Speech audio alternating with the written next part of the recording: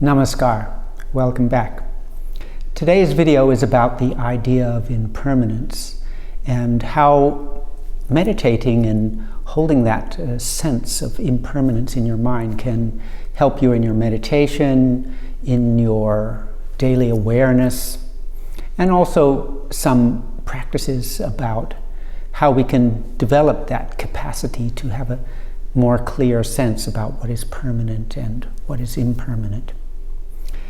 The reading is taken from a discourse called Nitya Vivek, and it's not the whole discourse, it's just a part of it. So let's get into it. The discerning faculty with which you distinguish between the permanent and impermanent is called Nitya Vivek. The term Nitya means eternal, and Anitya means transient, impermanent. Everything in this mundane world is moving in the cosmological order. Movement implies change in the spatial realm, and where there is change of place, there is also change of time also. For time is nothing but the mental measurement of the movement of action. Everything in this visible world is impermanent. Only that which is in the nucleus of these transitory objects of the perceptible world is eternal. The eternal entity is present in every mundane object as its witness. Change and decay occur only in the witnessed entity and not in the witnessing entity. For the former is impermanent and the latter is eternal. How are we to know the Atma, the eternal witnessing entity? Neither the organs nor the mind can understand the Atma. Both are cruder than the Atma. The Atma can be known only through the Agriya Buddhi, that is, the pointed intellect. It is only through this pointed intellect that the mind becomes merged in the Atma.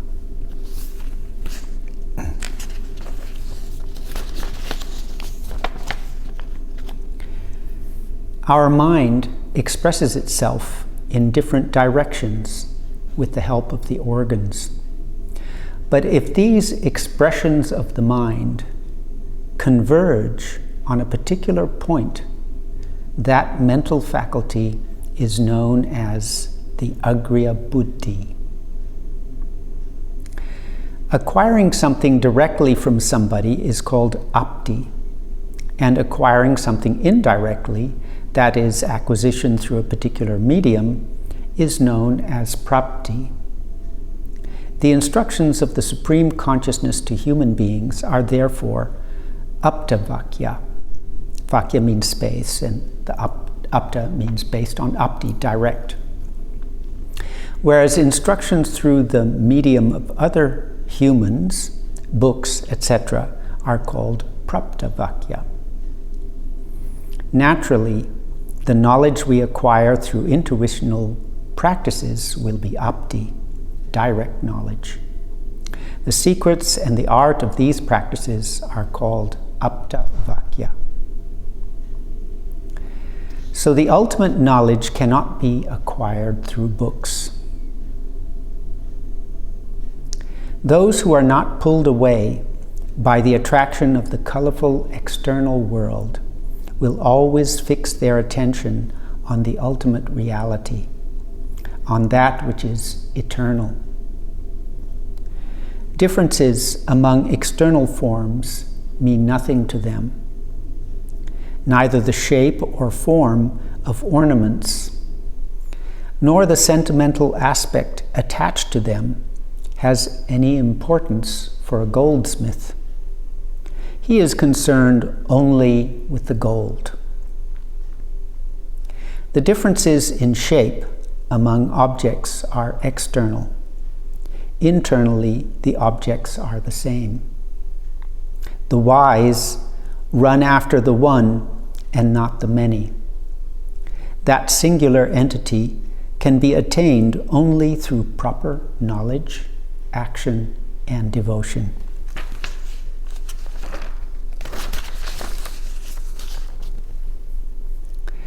Proper knowledge means to know what is what, which is which, how to do, and why to do. But this alone is not enough.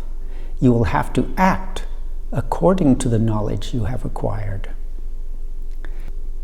And last but not least, you will have to arouse the sentiment of devotion within you. Devotion means to merge all the various streams of sentiment into one. The purpose of sadhana is to arouse devotion. Remember always that all your efforts should be aimed at arousing devotion. If devotion is aroused, nothing else is needed. If even the most degraded person succeeds in awakening the agriya buddhi, pointed intellect, that person becomes able to realize him. Don't be disheartened, remove the mist of doubt, and be fearless.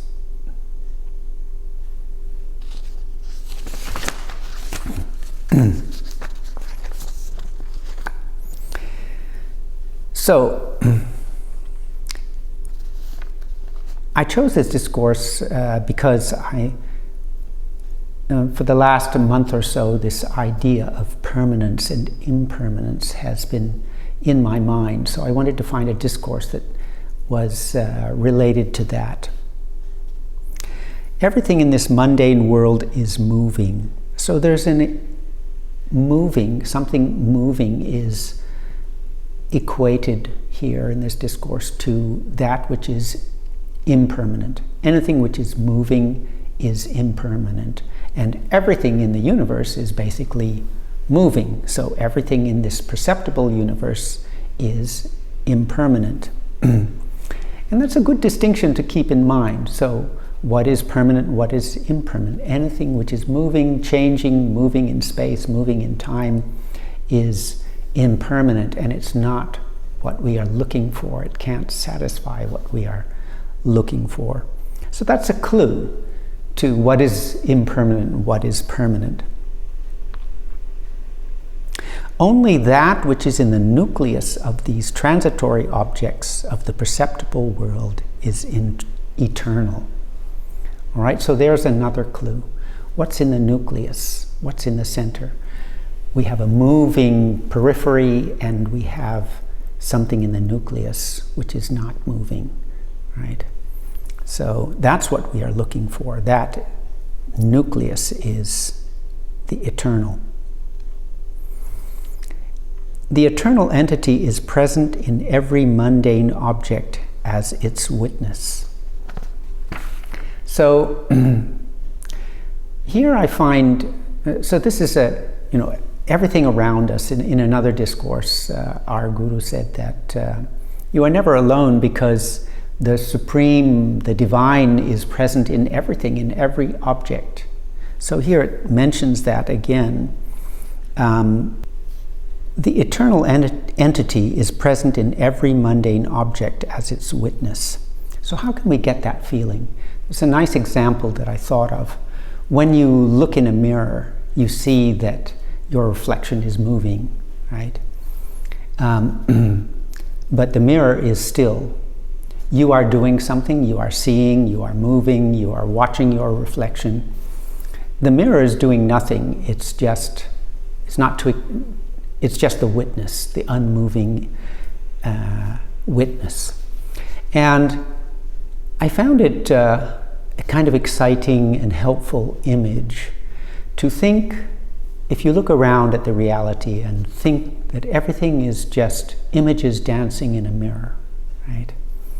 So that gives you not the sense of present in, that gives you the sense of something kind of, not a person witnessing or some divine figure watching you as the witness, but rather that sense of all images are dancing in a mirror. It gives this universal sense that the mirror is holding these images and not doing anything, you know. It doesn't give a location, right? If you have reality is like images dancing in a mirror, it doesn't, the sense of the mirror is present everywhere. It's not someone or something looking at you from a particular point. So try that to get that sense of separating what is permanent and impermanent. Look around you at the reality. Think of this, take it in your mind that this reality you're seeing is like images dancing in a mirror. And see if you can separate that difference between the images which are moving and impermanent and that mirror, the presence of the mirror which is holding those images, which is present everywhere in them. And all those dancing images can only be seen because the mirror is there holding them and witnessing. If there was no mirror, there would be no images.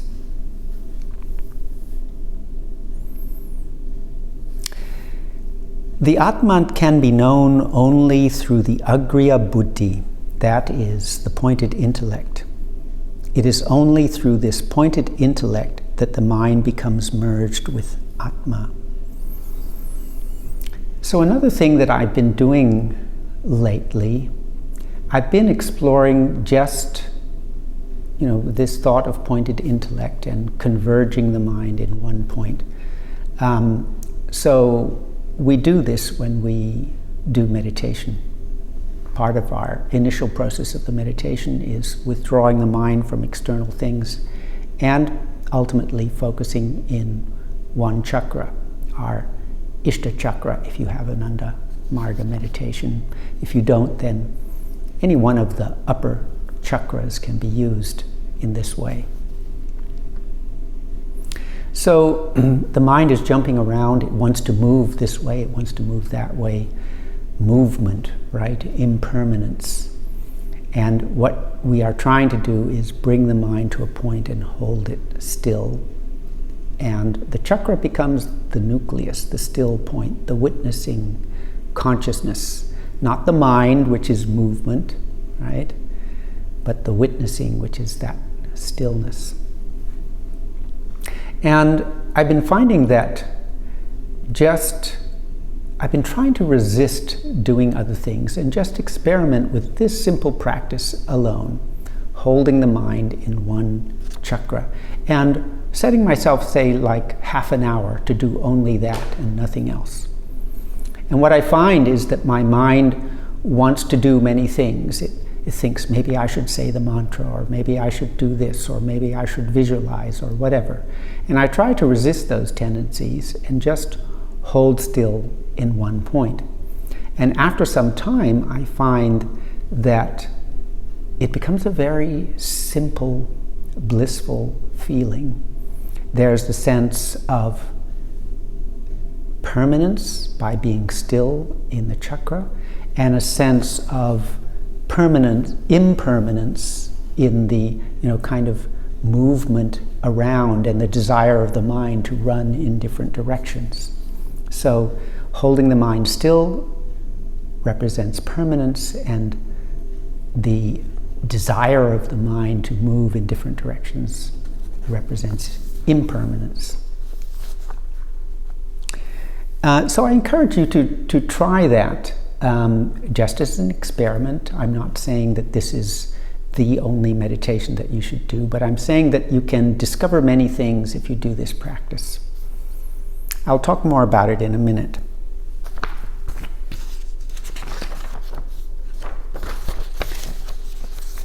Our mind expresses itself in different directions with the help of the organs. But if these expressions of the mind converge on a particular point, that mental faculty is known as Agriya Buddhi. So pointed intellect, here's a simple definition of it. Mind wants to move in different directions. It expresses itself that way. But if all those expressions are focused in one point, that is agriya buddhi, or pointed intellect. And then later on,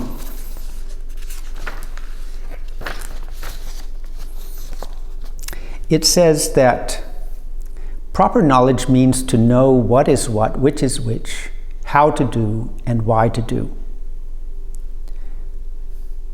Well, let me come to this. Yeah, but this alone is not enough, right? You need to know what is what, which is which, how to do, and why to do. But this alone is not enough. You will have to act according to the knowledge you have acquired, right? And last but not least, you will have to arouse the sentiment of devotion within you. Devotion means to merge all the various streams of sentiment into one. Now, there's a definition of devotion: to merge all the various streams of sentiment into one. And on the earlier page, there was a definition of pointed intellect, or agriya buddhi. And that is, if these expressions of the mind converge on a particular point, that mental faculty is known as agriya buddhi. So agriya buddhi, pointed intellect, and devotion sound very similar, right? Converging all your mental expressions on a particular point, that's agriya buddhi. And devotion means to merge all the various streams of sentiment into one, all right? There's a little bit more of there's some sentiment. It's not just a physical concentration in a point. In devotion, there's the sense that my mind is concentrated on the point, and the point being God, right? So my mind is focused on the thought of God. But here, this relationship between the point and God is interesting, because God is the witnessing faculty, that is what is in the nucleus. So somehow there's also a relationship between God and this nucleus, this still point, and physically represented by your chakra point. If even the most degraded person succeeds in awakening the agriya buddhi, that person becomes able to realize him. So there's a very strong link here between agriya buddhi, focusing in one point, and devotion, right? I think it says that that the supreme consciousness cannot be realized without devotion and without this agriya buddhi, right? And then there was one more interesting point, and that is the knowledge of what to do and which is which, how to do and why to do, is not enough. You will have to act in accordance with the knowledge you have acquired. And it also talks about what is direct knowledge and indirect knowledge. So right now, I'm sharing an interesting thought with you.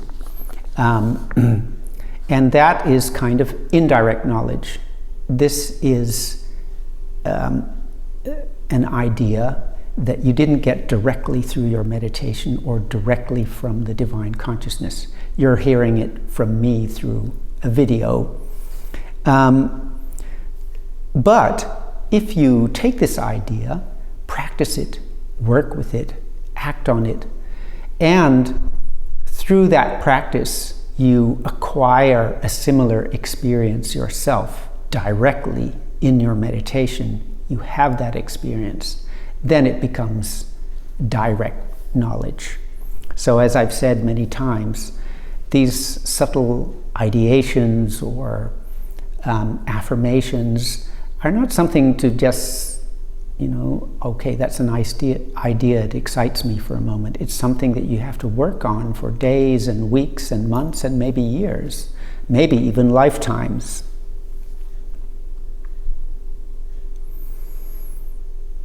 All right, so those are the main points. Impermanence, everything in the world is impermanent. Everything which is moving in time and place is impermanent, and it's not going to be what we're looking for. And our mind, whenever you try to focus still in one point, you will feel it wanting to rush in so many directions after all these impermanent things. Right? When the mind is moving after something, that is an indication of engagement in impermanence. And the permanent is that which is the witnessing nucleus, like the mirror holding the dancing images, which is doing nothing. Right? We can develop this feeling through the practice of, and I encourage you to do this as an experiment. Give yourself half an hour just to focus on one of the upper chakras. Hold your attention there. And I think while you'll feel some restlessness and dissatisfaction in the beginning, the more you are able to actually be still and focused, the more you will find clarity, bliss, and a kind of vivek, or power of discrimination. A feeling will begin to emerge about what is impermanent and what is permanent.